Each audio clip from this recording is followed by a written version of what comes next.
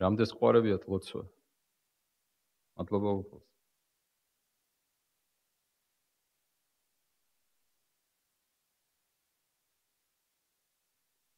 გადავშალოთ ბიბლია.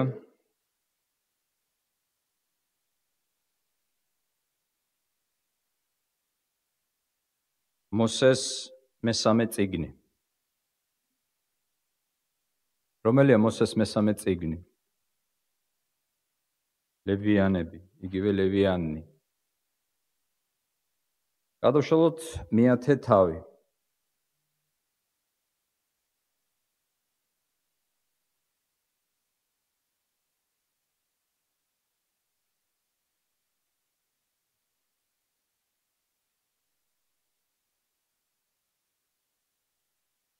კითხულობთ პირველი მუხლიდან.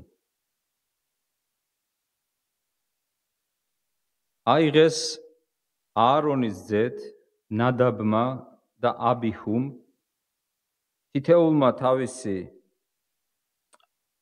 საცეცხლური და ჩადეს მათში ცეცხლი და დადეს მასზე საკმეველი და მოიტანეს უფლის წინაშე უცხო ცეცხლი, რომელიც არ უბრძანებია უფალს მათთვის.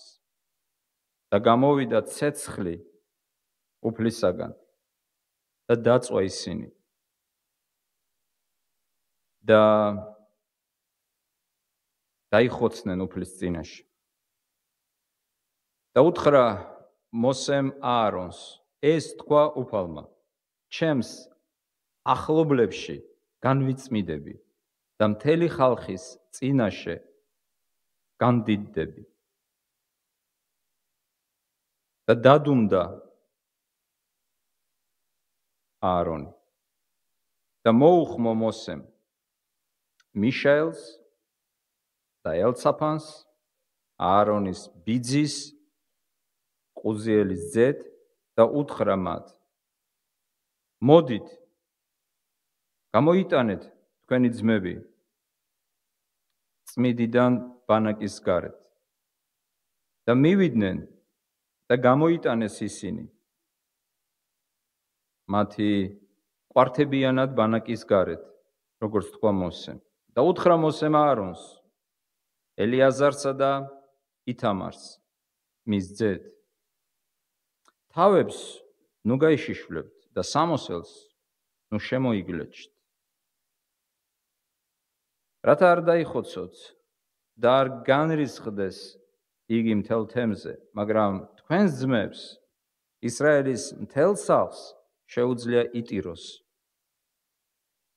დამწვრები, რომლებიც დაწვა უფალმა.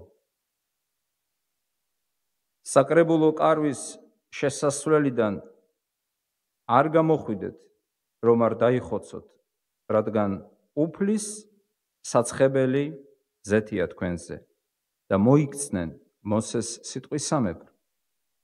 და უთხრა უფალმა აარონს, ღვინოს და მაგარ სასმელებს ნუ დალევთ, შენ და შენი ძენი შენთან ერთად, საკრებულო კარავში შესვლისას, რათა არ დაიხოცოთ. ეს საუკუნო წესია თქვენს თაობებში. რათა განასხვაოთ წმიდა და საერო, უწმიდური და სუფთა. და ასწავლოთ ისრაელის ძედ ყოველის წესი, რომელიც უთხრა მათ უფალმა მოსეს ხელით. ეს არის უფლის სიტყვა. ვილოცოთ, ღმერთო,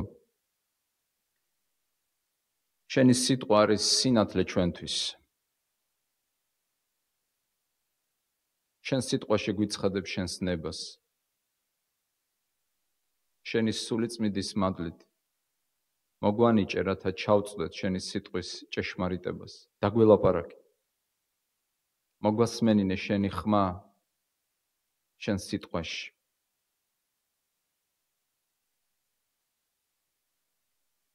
აღავსე ჩვენი გულები შენთან დასწრებით. მოგვანიჭე, რათა ვერ წმენდოთ შენს ძეს იესოს. ამ რწმენი დავიმკვიდროთ საუკუნო სიცოცხლე და ეს რწმენა ვაუწყოთ ქვეყანას. გევედრებით იესო ქრისტეს მიერ. ამინ. ტრაგიკული ამბავია, ხო ასეა? თანაც თუ გავითვალისწინებთ იმას, რომ ეს იყო პირველი მღვდლები უფლის წინაშე, როდესაც მოეწყო კარავი უდაბნოში, როდესაც დაიწყო ღვთისმსახურება, ეს ორი ადამიანი, რომლებიც დაიწვნენ, მოკვდნენ, დაისაჯნენ უფლისაგან, იყვნენ პირველები. სხვანაირად რომ ვთქვათ, პირველი წირვა, პირველი ღვთისმსახურება, პირველი თაყვანისცემა ასე ტრაგიკულად, სავალალოდ დასრულდა. სამ რამეზე მინდა შევაჩერო თქვენი ყურადღება. სამი შეკითხვა მინდა დავსვო. პირველი. რას ნიშნავს უცხო ცეცხლი? მეორე. რატომ მოიტანეს უცხო ცეცხლი? და მესამე. როგორ დასრულდა? როგორ დაისაჯნენ უცხო ცეცხლისთვის? როგორ დასრულდა უცხო ცეცხლის მოტანა? მაშასე ჩვენ წავიკითხეთ და მოვისმინეთ, რომ აარონის ძეებმა, ნადაბმა და აბიჰუმ მღვდლები იყვნენ უფლის წინაშე. დაარღვიეს ღვთის სიტყვა, დადგენილი წესი და მათ მოიტანეს უცხო ცეცხლი. რის გამოც დაისაჯნენ? რას ნიშნავს ეს უცხო ცეცხლი? რატომ მოიტანეს უცხო ცეცხლი? და როგორ დაისაჯნენ უცხო ცეცხლისთვის? ყველაფერი ეს გვჭირდება იმისათვის, რომ საღვთო წერილის მოცემული ნაწყვეტი გახდეს აქტუალური, რელევანტური.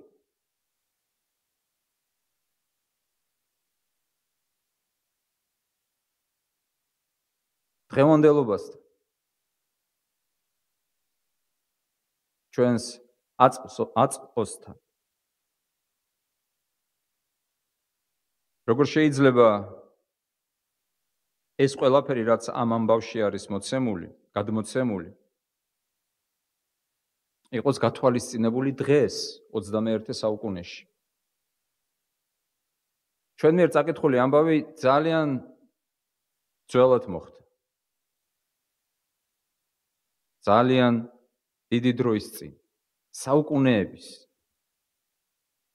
1000 წლეულების წინ. დღეს თანამედროვე მორწმუნეებმა როგორ შეიძლება გაითვალისწინონ დარიგება, რაც არის მოცემული საღვთო წერილის ჩვენს დღევანდელ ნაწყვეტში. რა არის უცხო ცეცხლი?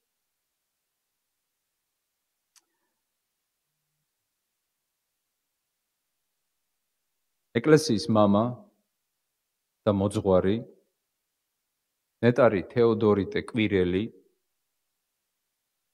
რომელიც ითვლება ერთ-ერთ უდიდეს ღვთისმეტყველად, ეგზეგეტად, განმარტებელად ანტიოქიური საღვთისმეტყველო სკოლისა, ოტო ბარდენჰევერი, ცნობილი პატროლოგი, მას უწოდებს უკანასკნელ, დიდ ეგზეგეტს, განმარტებელს ანტიოქიური სკოლის უდიდეს უკანასკნელ ანტიოქიელ ეგზეგეტს. ჩვენამდე მადლობა ღმერთს მოაღწია არაერთმა მისმა კომენტარმა. ძალიან ბევრმა კომენტარმა საღვთო წერილისა.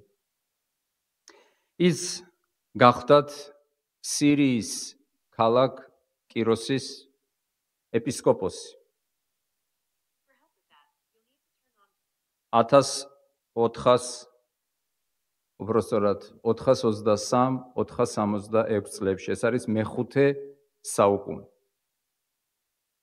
მეხუთე საუკუნე. და ნეტარი თეოდორიტე კვირელი თავის კომენტარებში ლევიანთა წიგნზე წერს შემდეგს. მეცხრე შეკითხვა. კომენტარი მას მოწყობილი აქვს კითხვა-პასუხის, კითხვა-მიგების სახით. აი რას ამბობს და როგორ განმარტავს. რა უნდა გავიგოთ ჩვენ უცხო ცეცხლის ქვეშ? როგორ უნდა გავიგოთ უცხო ცეცხლი? კითხულობს ნეტარი თეოდორიტე კვირელი. თავადვე პასუხობს შეკითხვაზე. მიაქცეთ ყურადღება პასუხის გაცემისას რა მეთოდს იყენებს ის განმარტებისა. ამას მნიშვნელობა აქვს ჩვენთვისაც, იმიტომ რომ ეს არის ორმაგი გაკვეთილის ეფექტი. ერთი რომ გავიგონოთ პასუხი, როგორ პასუხობს შეკითხვას, რა არის უცხო ცეცხლი. ხოლო მეორე ვისწავლოთ ეკლესიის მამისგან, როგორ განმარტავს, რა მეთოდს იყენებს, რა პრინციპს იყენებს ის განმარტებისთვის. შეგახსენებთ, რომ ეს იყო ერთ-ერთი უდიდესი განმარტებელი საღვთო წერილის. მან ასეთი სახელი მოიხვეჭა ქრისტიანობაში, ქრისტიანულ ტრადიციაში. აი რას პასუხობს. ისტორია ჩვენ გვასწავლის, რომ პირველი მსხვერპლის მოტანისას მოტანილი მსხვერპლი დაიწვა ღვთაებრივი ცეცხლით. და ამ სიტყვებით ის გვამისამართებს მეცხრე თავის უკანასკნელ მუხლთან. მეცხრე თავის უკანასკნელი მუხლი, ანუ 24 მუხლი ამბობს შემდეგს და გამოვიდა ცეცხლი უფლისაგან და დაწვა სამსხვერპლოზე სრულად დასაწველი და ქონი და იხილა მთელმა ხალხმა და ყიჟინა დასცეს და პირქვე დაემხნენ. შემდეგ იწყება უკვე მეათე თავი, პირველი მუხლი. აიღეს აარონის ძეთ ნადაბმა და აბიჰუმ.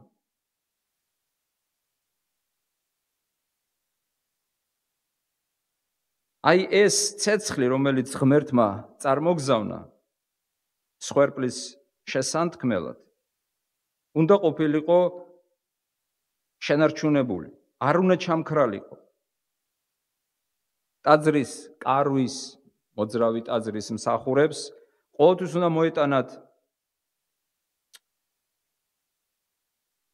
შესაბამისი საწვავი, ხე, რათა დღე-ღამის განმავლობაში ეს ცეცხლი არ ჩამქრალიყო. უფლის დადგენილი წესის თანახმად, სწორედ აი ამ ცეცხლიდან უნდა მოეტანათ მათ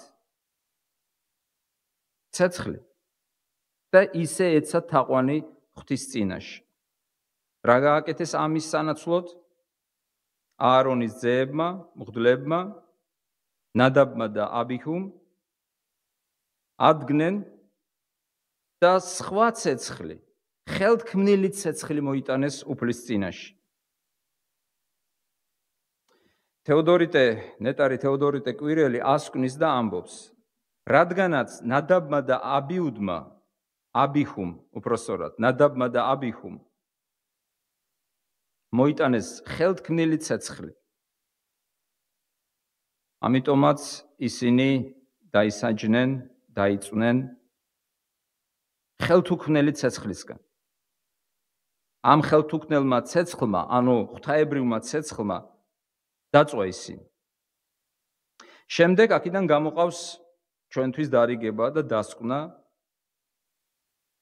დასკვნა და დარიგება არა მარტო მეხუთე საუკუნის მორწმუნეებისთვის, შეგახსენებთ ის მეხუთე საუკუნეში მოღვაწეობდა, არამედ ყველა საუკუნის მორწმუნეებისათვის. ჩვენ უნდა ვისწავლოთ, ამბობს ეკლესიის მამა და მოძღვარი, აი ამ მაგალითით არ ჩავაქროთ სული წმინდას გულისხმობს. არამედ გავაღვივოთ მიღებული მადლი და არ შემოვიტანოთ ღვთაებრივი წერილისათვის უცხო ბრამ. დაკმაყოფილდეთ სულის სწავლებით, ასე უწოდებს ის საღვთო წერილს, სულის, ანუ სულიწმინდის სწავლება. აი ეს არის პასუხი. ეს არის პასუხი მის მიერ დასმულ შეკითხვაზე. რა შეიძლება ვთქვათ ამაზე? პირველი აქ ორმაგი გაკვეთილი შეიძლება მივიღოთ. პირველი, შეხედეთ როგორ განმარტავს, რა პრინციპს იყენებს ის, კონტექსტის პრინციპს. იმისათვის რომ გავერკვეთ, რა დააშავეს ნადაბმა და აბიჰუმ, საჭიროა აი ამ ნაწყვეტის გარდა წავიკითხოთ აგრეთვე სხვა მასთან ახლოს მყოფი მუხლი, ადგილი, რომ გავერკვეთ, რაზე არის საერთოდ აქ საუბარი, რა ცეცხლზეა არის საუბარი აქ. მათ მოიტანეს მსხვერპლი, ხელთუქმნელი ცეცხლი ჩამოვიდა ზეციდან და სწორედ ეს ცეცხლი უნდა გამოეყენებინათ ღვთისმსახურებისთვის. ღვთაებრივი ცეცხლი. რა გააკეთეს? ამის ნაცვლად მათ უფლის წინაშე მოიტანეს, უფალს მოუტანეს სულ სხვა, უცხო ცეცხლი. ანუ როგორც ნეტარი თეოდორე ტეკვირილი ამბობს, ხელთქმნილი, არა ზებუნებრივი, არა ღვთისაგან ჩამოსული ცეცხლი, არამედ ჩვეულებრივი ცეცხლი. პრაქტიკულად აი ამ ნაწყვეტში თუ გავითვალისწინებთ მე-9 თავის 24 მუხსაც, ლაპარაკია ცეცხლის სამგვარ გამოვლინებაზე. მიექცეთ ყურადღება, სამჯერ გამოჩნდა ცეცხლი, სამჯერ. არა ორჯერ, არა ოთხჯერ, არა ხუთჯერ, არამედ სამჯერ. პირველად, როდესაც მსხვერპლი მოიტანეს, გადმოვიდა ცეცხლი ზეციდან და ეს მსხვერპლი შეჭამა ამ ცეცხლმა, ასე ვთქვათ, შთანთქა, დაწვა. მეორე, როდესაც მღვდლებმა ნადაბმა და აბიჰუმ მოიტანეს სხვა ცეცხლი უფლის წინაშე და მესამეჯერ და გადმოვიდა ცეცხლი უფლისაგან ხელთუქმნელი კვლავ და დაწვა დახოცა ისინი. აქედან აკეთებს დასკვნას ეკლესიის მოძღვარი და ამბობს, ჩვენზე გადმოვიდა ღვთისაგან ხელთუქმნელი ცეცხლი, სულიწმინდა. როდესაც სულთმოფენობის დღეს სულიწმინდა გადმოვიდა, რა სახით იხილეს სული? ცეცხლის სახით. ნეტარი თეოდორე ტეკვირელი ამბობს, ნუ ჩავაქრობთ ცეცხლს. პრაქტიკულად ის იმეორებს წმინდა პავლე მოციქულის სიტყვებს, რომელიც აგრეთვე გვეუბნება ერთ-ერთ თავის ეპისტოლეში, ნუ ჩააქრობთ ცეცხლს, სულის ცეცხლს, ნუ ჩააქრობთ სულს, ანუ სულს უწოდებს ცეცხლს. და როგორ შეიძლება ჩვენ უცხო ცეცხლი მოუტანოთ ღმერთს, როდესაც ვცვლით, როდესაც შემოგვაქვს ჩვენს თაყვანისცემაში, ჩვენს მსახურებაში, ჩვენს ღვთისწინაშე სიარულში სხვა ცეცხლი. ანუ, როდესაც შემოგვაქვს საღვთო წერილისათვის უცხო მიუღებელი აზრები, საშუალებები. როდესაც ღვთისმსახურებაში ღვთის ძალის ნაცვლად საკუთარი ძალებით ვცდილობთ მის თაყვანისცემას. როდესაც ღვთაებრივს ვცვლით ადამიანურით. ძალიან სიამოვნებს, როგორ უწოდებს ის საღვთო წერილს, სულის სწავლებაო. ასე უწოდებს ის ბიბლიას, სულიწმინდის სწავლებაო. და დასძენს, დავკმაყოფილდეთ სულის სწავლებით. ეს უამრავი სულმა მითხრა, შეიძლება გახდეს უცხო ცეცხლი ჩვენს თაყვანისცემაში ღვთის წინაშე. ნეტარი თეოდორიტი ამბობს, დავკმაყოფილდეთ სულის სწავლებით. ნუ ჩავაქრობთ სულს. და შემდეგ ამბობს ძალიან კაცრ სიტყვებს. იცით რას ამბობს? ის ამბობს შევიძულოთ სრულ სწავლება. ნეტარი თეოდორიტე კვირელი ცნობილი აგრეთვე როგორც ანტი ერეტიკოსი, ერესების გამომვლენელი, რომელმაც გამოავლინა ის არა მარტო განმარტებელი იყო საღვთო წერილისა და ღვთისმეტყველი, ისტორიკოსიც იყო. მან დაწერა ისტორია ეკლესიისა. მან არაერთი ცრუ სწავლება, არაერთი ერესი გამოავლინა და ეკლესიას აუწყა მათ შესახებ. სხვადასხვა ნეტარი თეოდორიტე კვირელი იყო პირველი, რომელმაც ჩანასახშივე შენიშნა მონოფიზიტობის ერესი.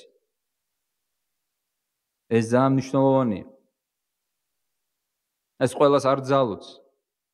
იმიტომ რომ ტყუილი აბა რისი ტყუილია, რომ არ გამოიკაზმოს სიმართლის ტანსაცმელში. და მხოლოდ რჩეულთა ხვედრია ღვთისგან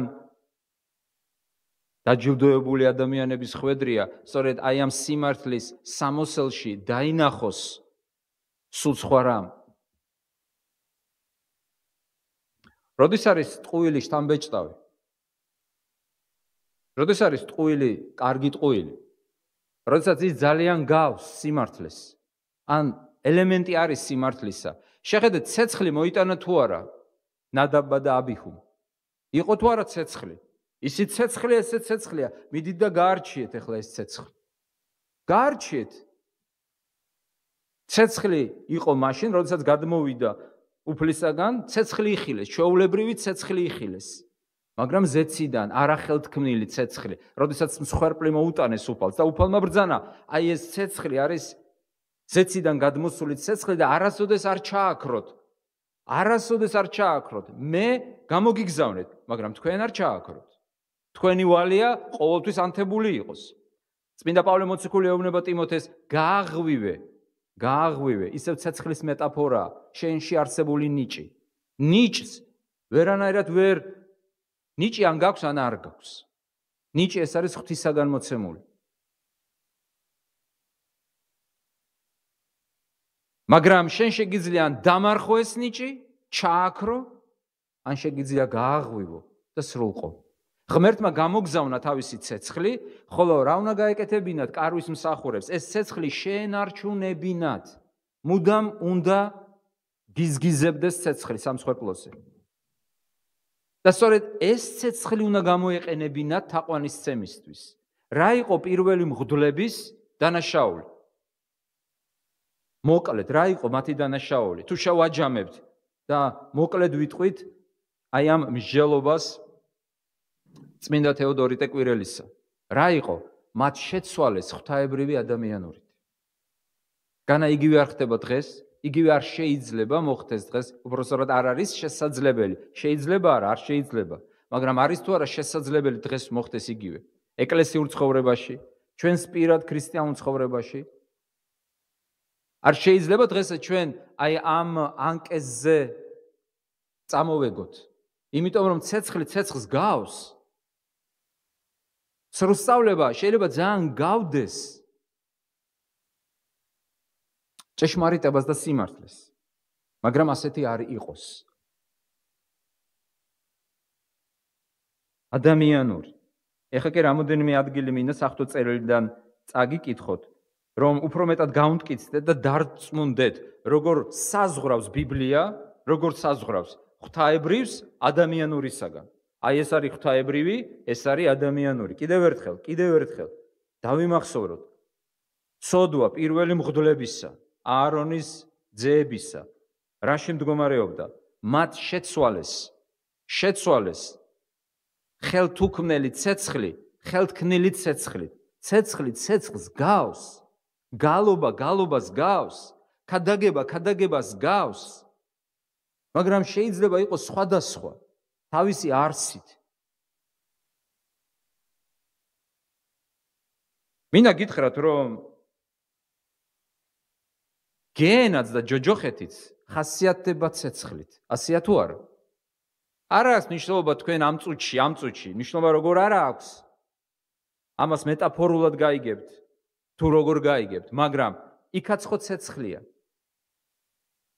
ნახეთ, ცეცხლია, ისიც გიზგიზებს. გენის ჯოჯოხეთის ცეცხლია, თუ ღვთის ცეცხლია.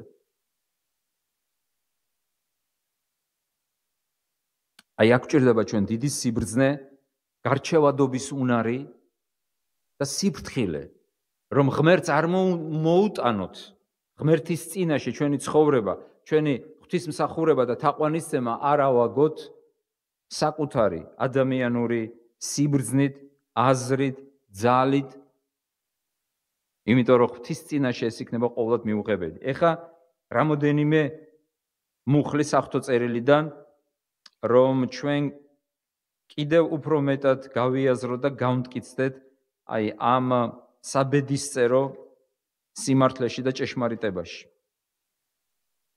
აი ვკითხულობ. არ დავიწყებს თავი, მუხლი და ასე შემდეგ. უბრალოდ მოისმინეთ. რომ არ დაიძაბოთ და თავისუფლად უსმინოთ. და ჩემი სიტყვა და ქადაგება ჩემი სიბრძნის დამარწმუნებელი სიტყვებით კი არ იყო, არამედ სულისა და ძალის გამოცხადებით. მეხუთე, შემდეგი მუხლი. რათა თქვენი რწმენა იყოს არა კაცთა სიბრძნით, არამედ ღვთის ძალით. ხედავთ, ასხოვებს მოციქული ადამიანური სიბრძნე და ღვთაებრივი სიბრძნე. ჩემი სიტყვა, ჩემი ქადაგება თქვენს წინაშე კი არ იყო ადამიანური სიბრძნის დამარწმუნებელი სიტყვებითო, არამედ სულისა და ძალის გამოცხადებითო. ანუ სხვა ცეცხლი მე თქვენთან არ მომიტანიო. უცხო ცეცხლი არ მომიტანია, ადამიანური ცეცხლი მე თქვენთან არ მომიტანიო. ჩვენ კარგად უნდა გავიგოთ, რომ საღვთო წერილი მიჯნავს, ყოფს ერთმანეთისგან ზებუნებრივს, ღვთაებრივს, ხელთუქმნელს და ჩვეულებრივს, ადამიანურს. ერთხელ სახარებაში ვკითხულობთ, როდესაც იესო თავის ჯვარცმაზე დაიწყო ლაპარაკი, წმინდა პეტრე მოციქული მიეახლა მას და უთხრა: "იყავი შენდამი მოძღვარო კეთილიო." რა უპასუხა ქრისტემ? "განვედ ჩემგან სატანა, იმიტომ რომ შენ ფიქრობ", არ უთხრა სატანურსო. იმიტომ რომ შენ ფიქრობ ადამიანურს და არა ღვთაებრივსო. უფალმა გაუტოლა. ხო შეეძლო ეუბნება სატანა განვედ ჩემგან. შენ სატანურს ფიქრობ და არა ღვთაებრივს, არა ადამიანურს. როგორ ეს ცეცხლი, რომელიც აარონის ძეებმა მოუტანეს უფალს, ეს იყო ჩვეულებრივი ცეცხლი, რომელიც ყველა შეეძლო დაენთო. ის არ იყო ის ცეცხლი. ის ყველას არ შეეძლო დაენთო. ის ღმერთმა გამოგზავნა ის ცეცხლი.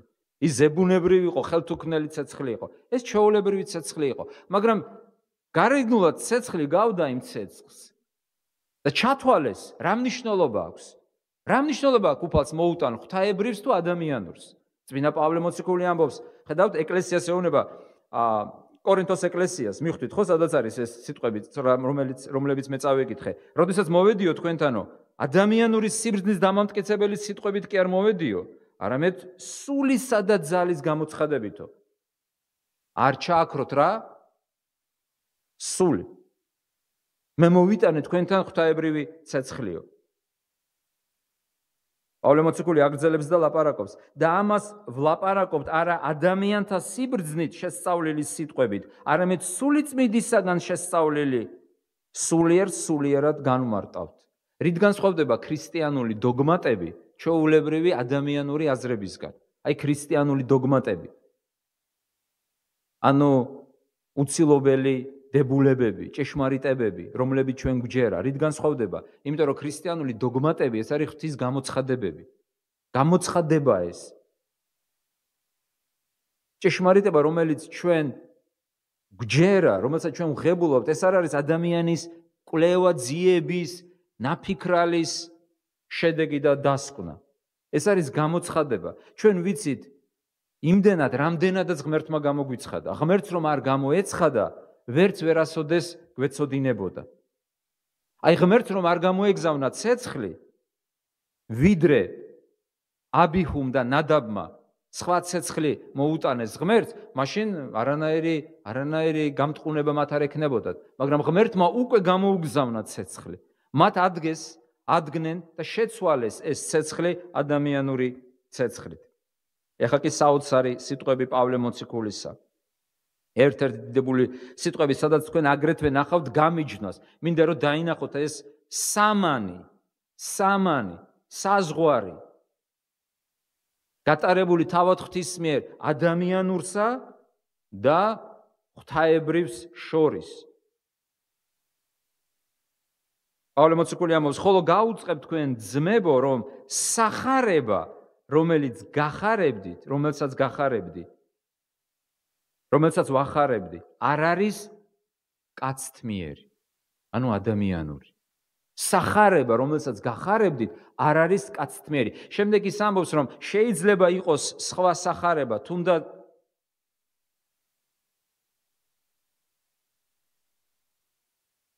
რომელსაც ახარებენ ადამიანები, თუმცა არსებობს ერთი სახარება. ნახეთ როგორ ამბობს, მიკვირს, რომ ასე მალე გადადიხართ სხვა სახარებაზე. რა არსებობს სხვა სახარება, მიაქცეთ ყურადღება, სხვა სიტყვა. რა ქნეს იქ ნადაბმა და აბიჰუმ, როგორი ცეცხლი მოუტანეს უფალს? საკვანძო სიტყვა, უცხო, სხვა. ნახეთ, წმინდა პავლე მოციქული რას ამბობს, მიკვირს ეკლესია, რომ ასე მალე გადადიხართ სხვა სახარებაზე. ისიც სახარებაა. მაგრამ შეხედეთ, არ არსებობს სხვა, მაგრამ არსებობენ ადამიანები, რომელთაც არეულობაში აქვთ თქვენში და სურთ დაამახიჯონ ქრისტეს სახარება. ხედავთ განსხვავებას. სახარება ერთია თავისთავად, მაგრამ წმინდა პავლე მოციქული ამბობს, რომ თქვენ გადადიხართ უცხო სახარებაზე. არ არსებობს სხვა, მაგრამ არსებობენ ადამიანები, რომლებიც ამახინჯებენ და რომლებიც ქმნიან საკუთარ სახარებას და შემდეგ ასკვნის, ხოლო მე გაუწყებ თქვენ ძმებო, რომ სახარება, რომელსაც ვახარებდი, არ არის ადამიანური, არ არის კაცთმიერი. ეხლა მათ რეაქციაზე როგორ ლაპარაკობს? ამისათვის ჩვენ განუწყვეტლივ ვმადლობთ ღმერთს, რომ თქვენ როცა მიიღეთ ჩვენგან მოსმენილი ღვთის სიტყვა, მიიღეთ იგი არა როგორც მოგვედავთ როგორც ზეპირად იცით, ოჩა, როგორც არა კაცთა სიტყვა, არამედ როგორც ღვთის სიტყვა, როგორც სინამდვილეშია, რომელიც მოქმედებს კიდეც თქვენში მორწმუნეებში. ამ და სხვა დანარჩენ ფრაგმენტებში, ნაწყვეტებში საღვთო წერილისა ჩვენ ხედავთ თუ როგორ განასხვავებს ბიბლია ადამიანურს ღვთაებრივისგან. ეხლა კი მინდა წაგიკითხოთ კიდევ ერთი ადგილი, ნახეთ დღეს რამდენ ადგილს ვკითხულობთ საღვთო წერილიდან, სადაც ეს ადამიანური უკვე მოხსენებულია როგორც მტერი, როგორც ერესი, როგორც დაპირისპირებული ღვთაებრივთან.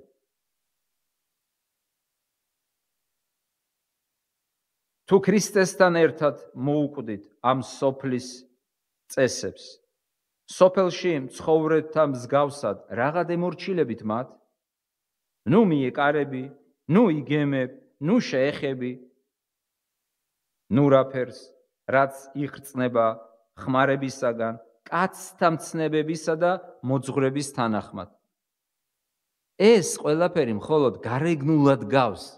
მიაქცეთ ყურადღება, გარეგნულად გავს. გავდა თუ არა აარონის ძეების ცეცხლი გარეგნულად ღვთის ცეცხლს? კი თუ არა? გავდა. იმიტომაც მოიტანეს. რას ამბობს წმინდა პავლე მოციქული? ეს ყველაფერი მხოლოდ გავს. გარეგნულად სიბრძნეს. სრულ თაყვანისცემით, სიმდაბლით და სხეულის დადგუნვით. მაგრამ ყოველივე ეს არ არის გამიზნული ხორცის განცხრომის წინააღმდეგ. მე მინდა ასეთი დავალება შემოგთავაზოთ, რომლის შესრულება აქაც შეგიძლიათ უკვე დაიწყოთ. უფრო მეტი კონკრეტიკისთვის. მინდა რომ დაძაბოთ თქვენი ყურადღება, გამოიკვლიოთ და გააკეთოთ თქვენთვის გარკვეული ჩამონათვალი. ან თუნდაც ერთი მაინც დაასახელოთ, უკვე კონკრეტული რამ, რა შეიძლება ქრისტიანის ცხოვრებაში გახდეს უცხო ცეცხლი. როგორ შეიძლება ქრისტიანმა შეცვალოს ღვთაებრივი ადამიანურით. პრინციპი ხო გავიგეთ. შეცოდება აარონის მღვდლებისა. რა შემდგომარეობდა? რა იყო? რადგანაც მათ არ მოუტანეს ხელთუქმნელი ცეცხლი და მოიტანეს ხელთქმნილი ცეცხლი, ხელთუქმნელი ცეცხლით დაიღუპნენ, დაარღვიეს. აი მე რამდენჯერ ვუბრუნდები უკვე აი მართლა საოცარ განმარტებას ნეტარი თეოდორიტე კვირელისა ამბობს, დაკმაყოფილდით ეუბნება ხალხს. იკმარეთ ხალხო, იკმარეთ სული სწავლება, ანუ ღვთაებრივი წერილიო. ნუ შემოიტანთო იმას, რაც უცხოა ღვთის წერილისთვისო. როგორც ჩვენ წავიკითხეთ, ახალ აღთქმაში წმინდა პავლე პირდაპირ ასახელებს, რა შეიძლება უცხო ცეცხლი იყოს და ღვთაებრივი. სახარება, რომელსაც ჩვენ კითხულობთ, რომელიც ჩვენ გვჯერა, რომელთაც ჩვენ ღმერთს ვემსახურებით, ადამიანური არ არის, მეგობრებო. არ არის ადამიანური. არამედ როგორც წმინდა პავლე ამბობს და ამტკიცებს, ღვთაებრივია, ღვთისაგან არის, იესო ქრისტეს სახარება, მაგრამ ამბობს, არსებობს სხვა სახარებაც.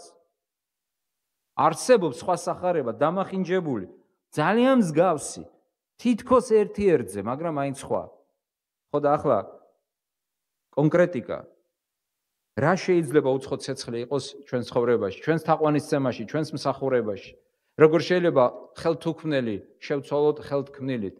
როდესაც ღვთის ძალით უნდა ვიმოქმედოთ და ვმოქმედებთ ადამიანური ძალით. რამდენი ცდილობს ადამიანური ძალებით განთავისუფლდეს ცოდვისგან? აი ის, რაც კვირას ვილაპარაკეთ, არის თუ არა უცხო ცეცხლი? ის 5 პუნქტი, რაც ჩამოვთვალეთ. როგორ ცდილობს ადამიანი საკუთარი ძალებით გაუმკლავდეს ცოდვას? სოლომონ ბრძენი გვეუბნება, არსებობს 2 გზა. ადამიანური გზა ცოდვასთან გამკლავებისა, რაც მთავრდება ფიასკოთი, ანუ არ აქვს წარმატება ამ გზას.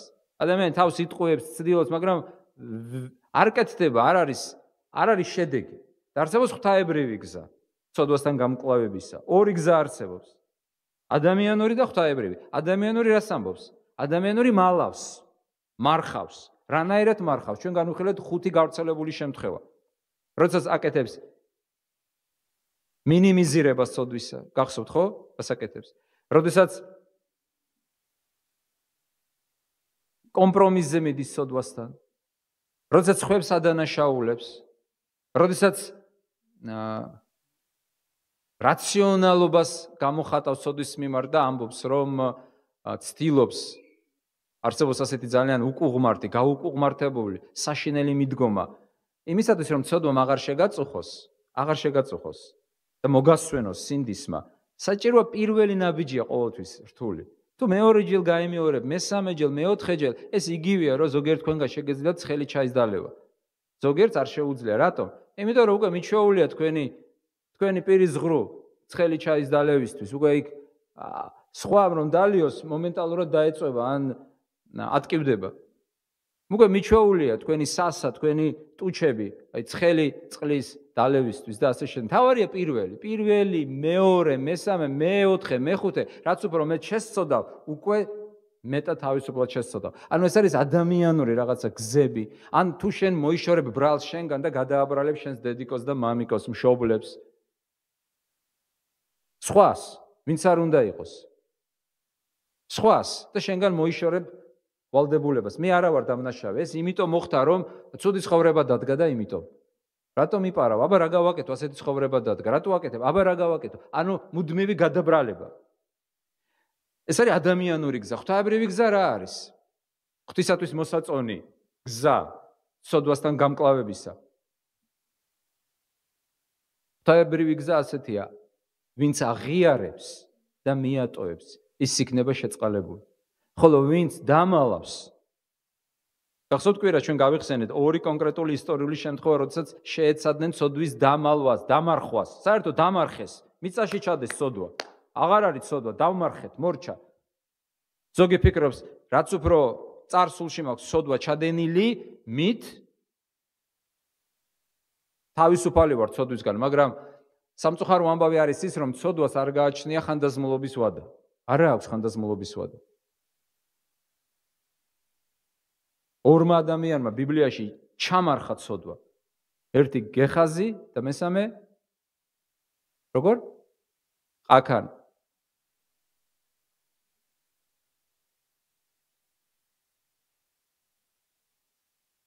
ეს რაც შეხება პირველ პუნქტს. რატო დახურე ბიბლია? ხო, სამი შეკითხვა დავს.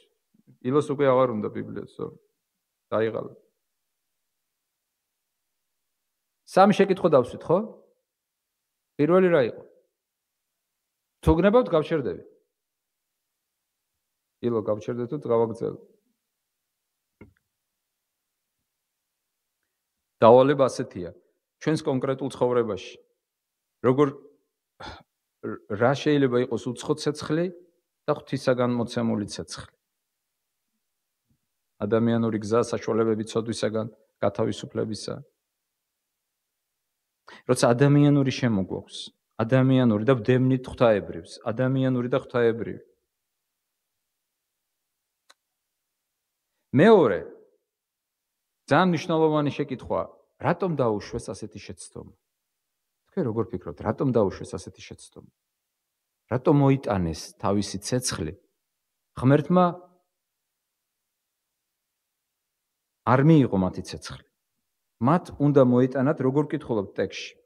აიღეს აარონის ძედ, ნადაბმა და აბიჰომ, თითოეულმა თავისი საცეცხლური და ჩადეს მათში ცეცხლი.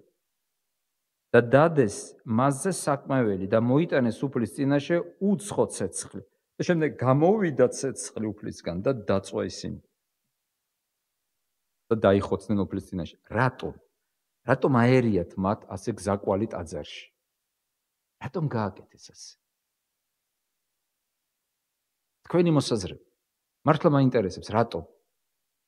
აი დავუშვათ ანანია და საფირას ცოდვის განხილვისასაც დგება მსგავსი შეკითხვა და ალბათ თქვენ ყველას გაქვთ პასუხი, რატომ მოინდომეს ასეთი ცოდვის გაკეთება პირველ ეკლესიაში ანანიამ და საფირამ? რატომ? რატომ ჩაიდინეს ეს ცოდვა? პასუხი ალბათ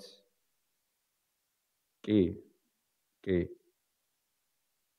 რაც შეეხება ნადაბს და ანანია და საფირა. ხო, ანანიას და საფირას სურდათ ეკლესიაში, რომ დიდი სახელი ქონოდათ, როგორც დიდი შემწირველები. იმიტომ რომ ისევე თუ ნეტარი თეოდორიტეს პრინციპს გამოვიყენებთ, რა კონტექსტშია ანანიასა და საფირას ცოდვა განხილული? ვინ მოუტანა მანამდე დიდი მსხვერპლი უფალს?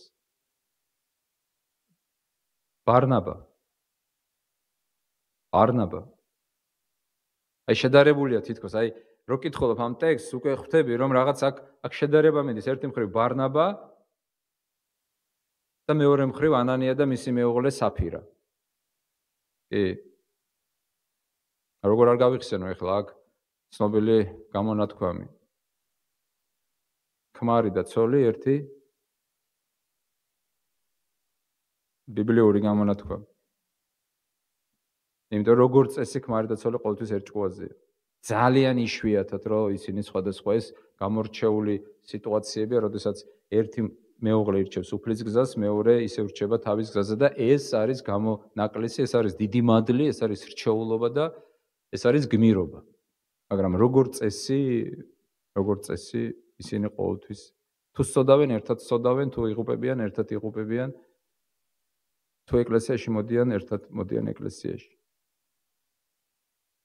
კარგი, დაუბრუნდეთ, დავანებოთ თავი ანანიას და საფირას. აქ რა არის? აქ მიზეზი რა არის? აქ რა არის მიზეზი? ერთია რომ პირდაპირ არ წერია, ხო სწორია? არ წერია პირდაპირ, რატომ გააკეთეს მათას? აი რატომ? რატო გააუჩნდა თავში აზრი, რატო გაგიჩნდება თავში აზრი, შეცვალო ზეციური სახარება, რომელზეც წმინდა პავლე მოციქულმა თქვა, რომ სახარება, რომელსაც მე ვახარებ, ვქადაგებ, ადამიანური არ არის. მადლობაო ღმერთზე, რომ თქვენ არ მიგიღიათო ჩემი სახარება, როგორც ადამიანური, არამედ როგორც ღვთის სიტყვა მიიღეთო. და რატომ უჩნდება ვინმეს აზრი თავში, რომ შეცვალოს ეს სახარება ადამიანური სახარებით? ხო თქვა მოციქულმა პავლემ, არიანო ადამიანებიო. პრაქტიკულად ყველა სხვა სახარება მილიონიც რო იყოს, ეს არის დამახინჯებული სახარება ნამდვილი სახარებისა. რაც ჩვენ თქვით, ტყუილი ხო უნდა გავდეს სიმართლეს, რომ კარგი ტყუილი იყოს. რაც არ უნდა სართულებიანი ტყუილი იყოს, ხო? რამდენი სართულიც არ უნდა იყოს ტყუილში. ვის უნდა გავდეს, კარგი ტყუილი რო იყოს. ეხლა რა გითხრათ, კენტავრი შემოვიდა ეკლესიაში, გაიცინებთ, ხო სისულელია. იმიტომ რომ არ არსებობს კენტავრი და ეხლა კენტავრი ნამდვილად არ შემოვა. რო შემოვიდეს ახლა მართლა საოცრება იქნება, ხო? საოცრება იქნება? როგორ? ვერ არსებობს? საოცრება იქნება, ხო? ტექსტში არ არის პირდაპირ დაწერილი. არ არის პირდაპირ დაწერილი, რატომ გააკეთეს მან, მაგრამ არის მინიშნება. და ტრადიციაში ივარაუდება, რომ ამიტომ გააკეთეს.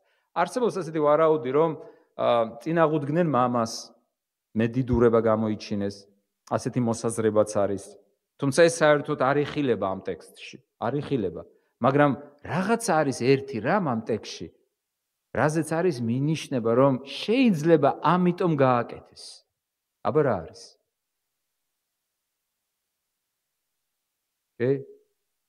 აი ამიტომ. როგორც კი ისინი გარდაიცვალნენ, დაისაჯნენ უფლისაგან, ნახეთ, ესეც კონტექსტის პრინციპია. ჩვენ ხომ ვამბობთ, რომ არ არსებობს სიტყვა კონტექსტის გარეშე. შეუძლებელია განმარტო, იქნება ეს ლიტერატურული კონტექსტი თუ ისტორიული კონტექსტი. რა არის კონტექსტი? სიტყვა კონტექსტი, კონტექსტუს ნიშნავს ხლარწს, დაკავშირებას. ვაკუუმში ხო არ არის სიტყვები ნათქვამი. ამ სიტყვებს რაღაცა მოსდევს და ამ სიტყვების წინ რაღაცაა ნათქვამი. ამიტომ ვიგებთ ჩვენ ამ სიტყვების მნიშვნელობას, რომ რაღაცა ითქვა და რაღაცა შემდეგ ამ სიტყვების შემდეგ მოხდა. როგორც კი ეს ამბავი მოხდა, რა წერია? და უთხრა უფალმა აარონს, ღვინოსა და მაგარ სასმელებს ნუ დალებთ. შენ და შენი ძენი შენთან ერთად საკრებულო კარავში შესვლისას. რატომ? რათა არ დაიხოცოთ. ვინ დაიხოცა ცოტა ხნის წინ? აარონის ძენი. არ დალიოთ, რათა არ დაიხოცოთ. შემდეგ მიდის განმარტება. ეს მარტო დღევანდელი წესი კი არ იყოს თქვენთვისო. საუკუნო წესიო. შემდეგ მიდის ისევ განმარტება. და იცით რატომ არ უნდა დალიოთო?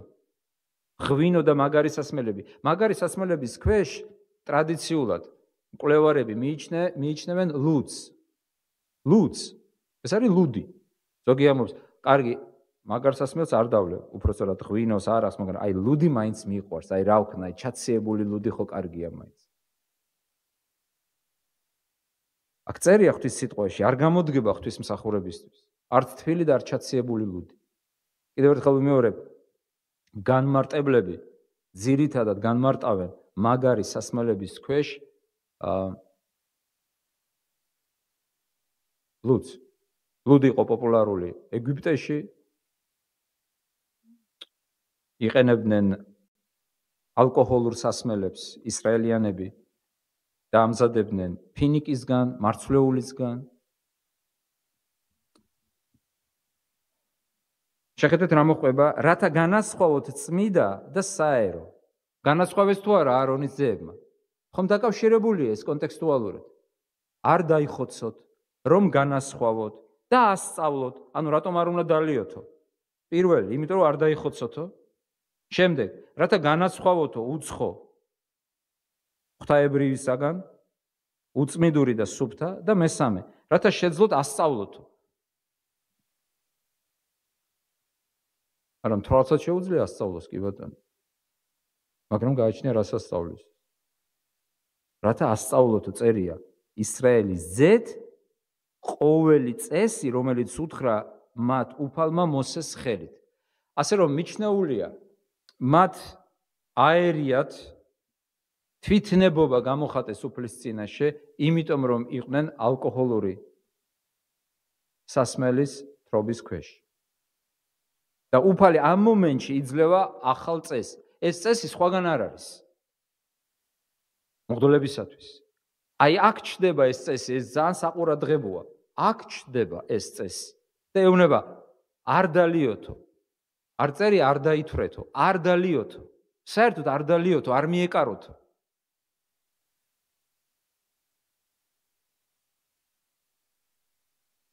კარავში შესვლისას.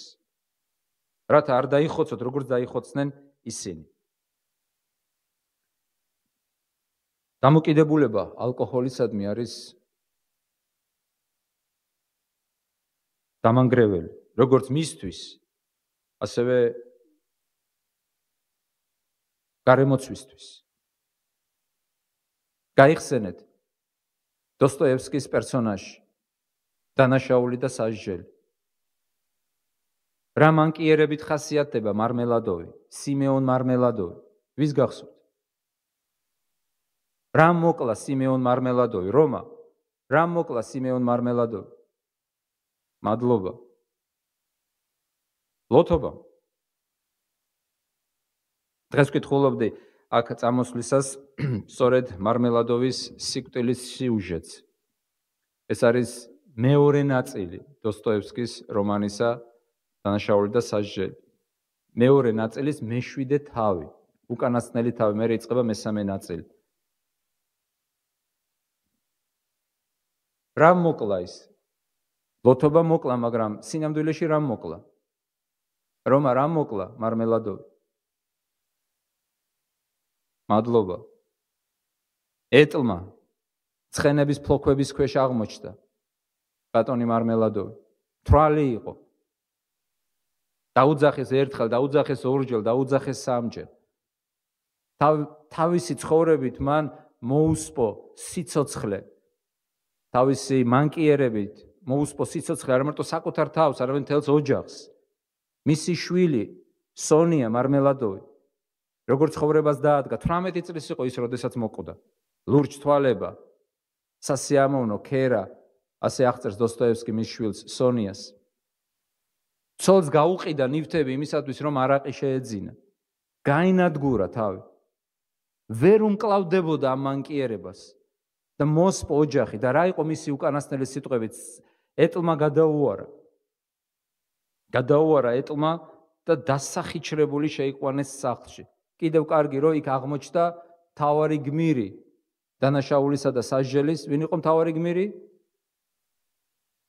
დანაშაულის და სასჯელის მთავარი გმირი პერსონაჟი. ვინ იყო? რა ერქვა? რომა რა ერქვა მთავარ გმირს? ის გახსოვს რა ქვია? რასკოლნიკოვი. აღმოჩნდა იქ რასკოლნიკოვი დაეხმარა მის შეყვანაში სახლში. და შეხედეთ, მინდა რომ დავინახოთ აი ეს უბედურება, რომელსაც ქვია ალკოჰოლზე დამოკიდებულების უბედურება. უკვე სადაცაა უნდა მოკვდეს და მისი უკანასკნელი სიტყვები სამი სიტყვა იყო, როდესაც კვდებოდა. სონია შვილო მაპატიე. ეს იყო სამი სიტყვა. სონია შვილო მაპატიე. მოიყვანეს იქ ექიმი, მოიყვანეს მღვდელი მოითხოვა ახსარებისთვის და ზიარებისთვის და როდესაც უკვე ექიმი იყო და ყველა თქვა რომ უნდა სადაცაა მოკვდესო, სახე დასახიჩრებული, ნეკნები გადატეხილი, გაუბედურებული, მღვდელი ეუბნება მის ცოლს. რა ერქვა ცოლს რომა? მარმელადოვის ცოლს რა ერქვა? კატერინა ივანოვნა. სამი შვილი. და მღვდელი იწყებს ნუგეშის მისცემას. და რა გავაკეთო? არაფერი აღარ აქვს. სარჩო აღარ აქვს, ფულიც აღარ აქვს, დასასაფლავებელი ფული აღარ აქვს. მღვდელი ეუბნება ღმერთი მოწყალეაო. და მისი ცოლი ეუბნება კი მოწყალეა სხვებისთვის, მაგრამ ჩემთვის წყალობა დაავიწყდაო, ჩემს ოჯახს არ წყალობსო. მღვდელი ეუბნება გაჩერდიო, არ შეიძლება ამის თქმაო, ცოდვაო ესო. ეს არ არის ცოდვაო, ეუბნება მღვდელს. ეს არ არის ცოდვაო, მიანიშნებს თავის მეუღლეზე. მღვდელი თითქოს კი არა მიანიშნებს, რომ უნდა მიუტევოს, აპატიოს. მაგრამ ცოლი არის გამწარებული. და შემდეგ, როდესაც თავისი ქალიშვილის ხელებში აღმოხდება სული ამ გაუბედურებულ კაცს, მოხელეს სამსახურის გარეშე, რომელიც ყველაფერს გააკეთებდა სასმელის გამო, გაწირავდა ოჯახს, საკუთარ თავს და ასე შემდეგ, აღიარებდა თავის დანაშაულს. მინა გითხრათ, მიუბრუნდა მისი ცოლი მას უკვე, როდესაც აღმოხდა სული და უთხრა, რომ შინაარსი ასეთია, ეს არ უნდა გექნაო, ეს გინდოდაო, ამას მიაღწიეო, ასე ვთქვათ. მიაღწიე შენსას, რუსულში ასე წერია, ქართულში სხვანაირად არის გადმოთარგმნილი. მიაღწიე შენსას. და მთავარმა გმირმა ასესხა, უпростоრად აჩუქა 20 მანეთამდე, რომ დაესაფლავებინა. ჩვენ ზოგჯერ ისე ვუმზერთ, უყურებთ აი ამ ცოდვას, მაგრამ აი ჩვენ მიერ წაკითხულ ტექსტში ხო ხედავთ? თუ ეს მართლა ამიტომ მოხდა ის, რაც მოხდა, რომ ისინი ნასვამ მდგომარეობაში, მთვრა მდგომარეობაში იმყოფებოდნენ, იცით, როცა ადამიანი ნასვამია, გაბედული ხდება უფრო. გაბედული ხდება ცოდვის კეთებისთვისაც. მათ ყველაფერი აღრიეს. დაარღვიეს. და უფლის სიტყვა ამბობს, ღვინოსა და მაგარ სასმენებს ნუ დალებთ შენ და შენი ძენი, შენთან ერთად საკრებულო კარავში შესვლისას. რო განვავრცოთ ეს სწავლება ჩვენთვის. ღვინო მარტო ღვინოს არ ნიშნავს ბიბლიაში. ვიცით ხო? 103 ფსალმონი გაიხსენეთ.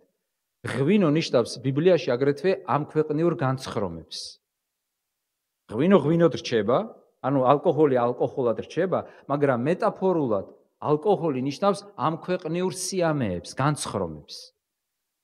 და თუ ასეთნაირად განვიხილავთ პირველი მღვდლების ცოდვას, ჩვენ შეიძლება ერთი საერთო დარიგება გამოვიტანოთ აქედან, რომ ამ ქვეყნიურ განცხრომებს შეუძლიათ ჩვენი შეცდომაში შეყვანა, ჩვენი გადაბირება, ჩვენი ცთუნება იმგვარად, რომ აგვერიოს ღვთაებრივი ადამიანურში. ღვთის სახარება ადამიანურ სახარებაში. და მესამე შეკითხვა. მესამე შეკითხვა ალბათ ყველაზე უფრო რთული გასაგებია. პირდაპირ ვიტყვი.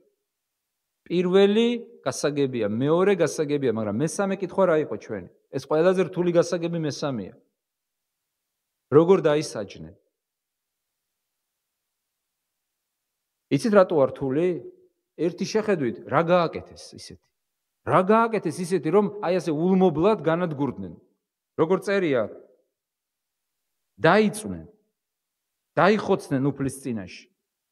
ისე რომ აარონს, ელიაზარს და ითამარს, ანუ მამას და ძმებს არ შეეძლოთ ეგლოვა, არ შეეძლოთ გამოყვანა, ბიძაშვილებს დაავალა მოსე, გამოეყვანათ. რამხელა ტრაგედია იყო, ყველა ტიროდა ამის გამო. რა გააკეთეს ამისთან? კაცი მოკლეს? გაქურდეს ვინმე? იმრუშეს? მეუღლე წაართვეს? სრუმოწმეობით დაკავდნენ? მშობლები შეურაცხეს? რა გააკეთეს? რა გეკითხებით, კაცი მოკლეს თუ რა გააკეთეს, რომ ასე დაისაჯნენ ულმობლად, კაცრად? ეს ჩვენთვის ძალიან ძნელი გასაგებია და ამ ტექსტის კითხვისას გვებადება აზრი, ნუ თუ ნადაბმა და აბიჰომ დაიმსახურეს ასეთი საშინელი სასჯელი. სასჯელიც არის და სასჯელიც, ხო ასია? ნემსის ქურდი და აკლემის ქურდი, ხო? ამბობენ ერთი ქურდიაო, მაგრამ ერთნაირად დაიჯება ნემსის ქურდი და აკლემის ქურდი?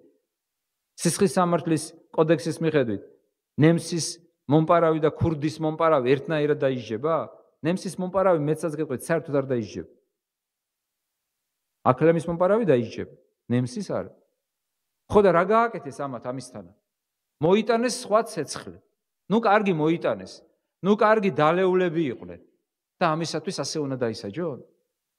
ცოცხლად დაიწვნენ ხალხ. უფალმა თავად განგმირა ისინი. მსგავსი ისტორიები არის ბიბლიაში, მინდა შეგახსენოთ. რა გააკეთა იმ ადამიანმა, რომლის დროსაც ურემმა ღვთის კიდობანი გადაწია. გახსოვთ იმ ადამიანის სახელი? მოღედავთ როგორ იცით ყველა. შეაშველა ხელი. ადგილზე მოკლა უფალმა. ღმერთო რა გააკეთა? გეკითხებით რა გააკეთა? მოკლა ვინმე? გაქურდა ვინმე? ავნო ვინმეს? დაითვრა? ესენი კარგი თვალები იყვნენ. რა გააკეთა ამისთანა? შეეშველა. შეეშველა, რო არ გადმოვარდნილიყო კიდობანი. და როდესაც დავითმა დაინახა, მისი სიკვდილი შეეშინდა და თქვა, ამ კიდობას მე სახლში ვერ წავიღებ. ვერ წავიღებ. შეეშინდა, შიში მოვიდა მასთან. რა გააკეთა ჩვენმა პირველმა წინაპრებმა, ადამმა და ევამ? გეკითხებით რა გააკეთეს? კაცი მოკლეს? არ მოკლეს კაცი. უღალატეს ერთმანეთს, ვინმე შეიძლება თქვას ვისთან ეღალატათ, არავინ არ იყო მათ გარდაო. მაგრამ რა გააკეთეს? რა გააკეთეს? შეჭამეს ის, რაც არ უნდა შეეჭამათ. აი ეს იყო გარეგნულად მათი ცოდვა, ხო? გარეგნულად ასე იყო. შეჭამეს ის, რაც არ უნდა შეეჭამათ. უნდა გეჭამა ხაჭაპური და შეჭამე ლობიანა და ამიტომ უნდა მოკვდეს სიკვდილით, ხო? ბაჟეს ნაცვლად საცივი ჭამე და უნდა მოკვდე. და ეს საკმარისია ასეთი სასჯელისთვის. გარეგნულად რომ შევხედოთ, აი თქვენ რომ და რა ქვია იმ კაცს, რომელიც დაეხმარა კიდობანს? უზა. რა გააკეთა გარეგნულად? დაეხმარა, ხო? ხო არ გადააგდო. დაეხმარა, რო არ გადავარდნილიყო. და ამიტომ სიკვდილით უნდა მოკვდეს? რა გააკეთა ნადაბმა და აბიხომ? მესამე კითხვა არის ძალიან რთული გასაგებად. და უფრო მეტად რთული არის ეს სიტყვები გასაგებად. ღმერთი იდიდება არა მარტო მაშინ, როდესაც ის წყალობს ცოდვილს, არამედ მაშინაც, როდესაც ის ჯის ცოდვილს. რა მოსასმენია ეს? გესმით? ღმერთის სახელი იდიდება, ღმერთის სიწმინდე ვლინდება, არა მარტო მაშინ, როდესაც ცოდვილი მოექცევა და გადარჩება, არამედ მაშინაც, როდესაც მოუნანიებელი ცოდვილი ისჯება ღვთისაგან. შეხედეთ როგორ წერია. აქ წერია დაიხოცნენ უფლის წინაშეო, ხოლო მეექვსე მუხში წერია რომლებიც დაწვა უფალმა. ვინ დაწვა? ვინ დაწვა? რა წერია? ვკითხულობ, რომლებიც დაწვა უფალმა. ვინ დაწვა? რატო არ მეუნებით? გეშინიათ? უფალმა დაწვა. უფალმა დაწვა, ასე წერია. ცეცხლი უფლისგან გამოვიდა. მე ხო არ ვიგონებ, მე ხო რამე ახალი კითხვა არ მაქვს ამ ტექსტისა. აქ წერია და უთხრა მოსემ აარონს, ელიაზარს და ათამარს. მაგრამ თქვენ ძმებს ისრაელის მთელ სახლს შეუძლია იტიროს დამწვრები, რომლებიც დაწვა უფალმა.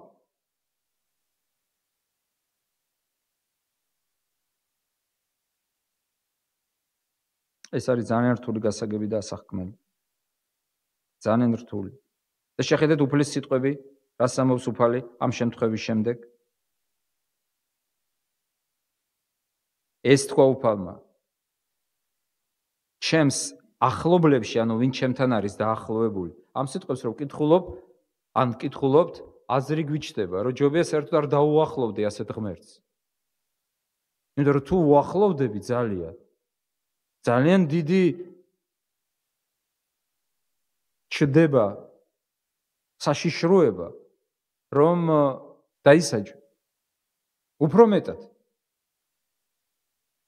სხვადასხვა ისრაელიანები ასე ხსნიან იმ საშინელ დევნილობებს, უბედურებებს, რომლებიც მათ თავზე დაატყდა. ისინი ამბობენ, რადგანაც ჩვენ ვართ რჩეულები, ნახეთ რა წერია, ჩემს ახლობლებში განვიწმინდები და მთელი ხალხის წინაშე განდიდდები. რას ვიზამ? განდიდდები. განვდიდდები. გეკითხებით, როგორ განდიდდა უფალი? მე მესმის, გაგრძელდა ჩვენი საუბარი, მაგრამ მე მინდა რომ დავფიქრდეთ მესამე შეკითხვაზე, მესამე პუნქტზე. მესამე პუნქტი ამბობს, რომ ისინი დაისაჯნენ, ისე როგორც დაისაჯნენ, იმის გამო, რაც გააკეთეს. ეს ამბავი, ეს მომენტი ჩვენ გვასწავლის შემდეგს. ჩვენი აღქმა, ჩვენი ანალიზი, ჩვენი წარმოდგენა სიწმინდისა ღვთისა, ღვთის მართლმსაჯულებისა განსხვავდება. ჩვენ მგონია, რომ ეს არაუშავს მერე რა მოხდა და ღვთისათვის ის რა ჩვენ თვალებში არის არაუშავს რა მოხდა, შეიძლება იყოს ძალიან მნიშვნელოვანი გადაცდომა. და საპირისპიროდ, ის რა ჩვენში იყო ძალიან დიდი, ეს როგორ მოხდა, ღვთის თვალებში არ იყოს ასეთი. ეს არის ის, რაც ესაიამ თქვა, თქვენი აზრები, ჩემი აზრები არა, თქვენი გზები, ჩემი გზები არ არის. დიახ, უდიდესი დანაშაული ჩაიდინეს ადამმა და ევა, ყუზა. აი ამ მღვდლებმა, უფლის თვალში. ამიტომაც ასე მკაცრად და ულმობლად, მაგრამ სამართლიანად დაისაჯნენ. მომენტალურად დაისაჯნენ ანანია და საფირა. რა დღეს არ იტყუებიან? არ იტყუებიან დღეს ეკლესიებში? რაღაცა მაინც ანანია და საფირა დაისაჯა. დღეს არ ამპარტავნობენ ეკლესიაში?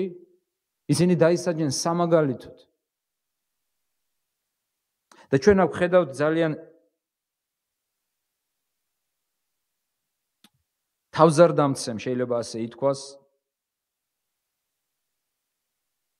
ჭეშმარიტებას, რომელიც არის საიდუმლო, რომ ღმერთი პავლე ამბობს, შეხედეთ ღვთის სიმკაცრეს და ღვთის სულგრძელებას მოწყალების ჭურჭლების მიმართ და მის სიმკაცრეს რისხვის ჭურჭლების მიმართ. ეს ერთი და იგივე ღმერთია. ერთ შემთხვევაში ავლენს ენით გამოუთქმელ სიყვარულს და მიტევებას და მეორე შემთხვევაში არის ძალიან მკაცრი და ავლენს სამსჯავროს. ჩვენ შემთხვევაში ჩვენ ხედავთ, რაოდენ მკაცრია ღმერთი ამ მღვდლების მიმართ. როგორ ჯის ის მათ. ეს ჩვენ გონია, რომ არაფერია სხვა ცეცხლის მოტანა. არაფერი აურიოთ ღვთის ცეცხლი ადამიანურ ცეცხლს. დაუწყოთ ღმერთს სხვა სახარებით თაყვანისცემა. მოვიტანოთ ჩვენი ძალები და ღვთის ძალა გამდევნოთ ჩვენგან. მერე რა მოხდა ამისთვის, რა იქნება? არა და ღვთის თვალში ეს არის ძალიან მძიმე და მიუღებელი რამ. და ბოლოს, მე მინდა რომ ამაზე დავფიქრდეთ. მინდა რომ მხოლოდ განჟით, დაფიქრებით, ჭვრეტით მიუახლოვდეთ ღვთის სამართალს. როცა ადამიანი უახლოვდება ღვთის სამართლას, ის პირზე ხელს იდებს.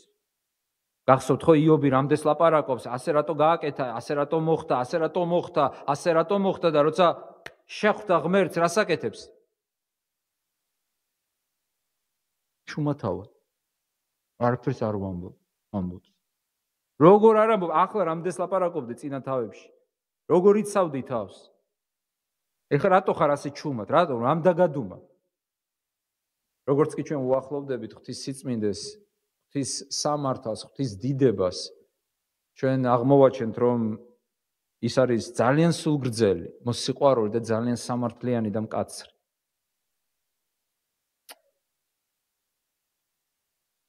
დასასრულს. საღვთო წერილში ჩვენ ვიცით ერთი მღვდელი, რომელსაც არასოდეს მოუტანია უცხო ცეცხლი ღვთისთვის. არასოდეს. რომელიც ზებუნებრივად იშვა, ზებუნებრივად ცხოვრობდა, სასწაულებს სატანის ძალით არ აკეთებდა, ღვთის ძალით აკეთებდა. სიცრუეს არ ლაპარაკობდა, ჭეშმარიტებას ლაპარაკობდა, მაგრამ ჯვარზე იწვნია ღვთის რისხვის ცეცხლი, რომელსაც არ იმსახურებდა. და შეკითხვა მინდა დაგისვათ. რატომ იწვნია მან ეს ცეცხლი? იმისათვის, რომ ჩვენ არ ვიწვნიოთ ეს ცეცხლი. იმისათვის რომ ჩვენ შევძლოთ ჩვენს თაყვანისცემაში, ჩვენს ქრისტიანულ ცხოვრებაში უფალს მოუტანოთ ყოველთვის ხელთუქმნელი მისთვის სათნო ცეცხლი. ალკოჰოლურმა სასმელებმა, ამ ქვეყნიურმა სიამეებმა არ დაგვიბნელოს თვალები. რომ არავურიოთ სიწმინდე უწმინდურობაში და მიუახლოვდეთ მის სამართალს, მის სიწმინდეს და მის დიდებას. და იცით რა ქვია ამ მღვდელს? იესო ქრისტე. იესო ქრისტე, ერთადერთი ჭეშმარიტი სრულყოფილი მღვდელმთავარი, ღმერთი განკაცებული, რომელმაც განიცადა სასჯელი არა იმიტომ რომ ის იყო ღირსი, არამედ იმიტომ რომ ჩვენ ვიყავით ღირსები. ახლა მოусმინეთ, რა სიტყვებით ამკობს ქრისტეს პავლე მოციქული, ეს რომ პავლე არ იყოს, ჩვენ გაუგნდებოდი და ვიტყოდით, ეს მკრეხელობაა მეტი არაფერი. ქრისტეს წყევლას უწოდებს. რომელ წერილში? დამეხმარეთ. ვინც წყევლა გახთაო, რომელ წერილში? გალატელებში, მადლობა. ქრისტეს ცოდვას უწოდებს. ხალხო, რომელ წერილში? ვინც არ იცოდა ცოდვა, გახდა ცოდვა, ჩვენ ნაცვლად. რომელ წერილში? მედით? რომელ წერილში? არა. დიახ, ორი გვაქვს, რომელში? კიდე კაი სამი არ გვაქვს. ორი გვაქვს, საწერია რომ ის გახდა ცოდვა. გესმით? არ იცოდა, არ დაუშავებია და ხდება წყევლა, ხდება ცოდვა ჩვენ გამო. მთელი ეს რისხვა, ცეცხლი ღვთისაგან მასად ყდება თავზე. იმისათვის რომ ჩვენ დღეს შევძლოთ, არასოდეს მოუტანოთ მას უცხო ცეცხლი. ეს ნაწყვეტი ჩვენ გვასწავლის, დავკმაყოფილდეთ სული სწავლებით, დავკმაყოფილდეთ საღვთო წერილით. ნუ შემოვიტანთ რამე სიახლეს, არამედ განვამტკიცოთ ის, რაც გვაქვს, რაც სულიწმინდამ შეგვინარჩუნა. და მოუტანოთ ღმერთს ის ცეცხლი, რომელიც მან უკვე მოგვცა. და ასეთნაირად ვცეთ მას თაყვანი. და ჩვენ ამას გავაკეთებთ, თუ ღმერთი შეგვეწევა.